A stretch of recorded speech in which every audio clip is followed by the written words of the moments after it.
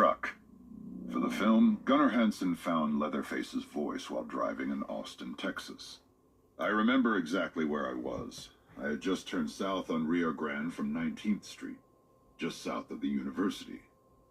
In a once elegant neighborhood of multi-story houses slowly being transformed into funky offices for lawyers and architects, from somewhere deep inside, I let out a piercing, agonizing howl. A big howl. I had to stop the car. The hair was standing up on my neck and arms. An unpleasant tingle ran down my spine. I was frightened. I drove home and went to bed, pulling the covers over my head.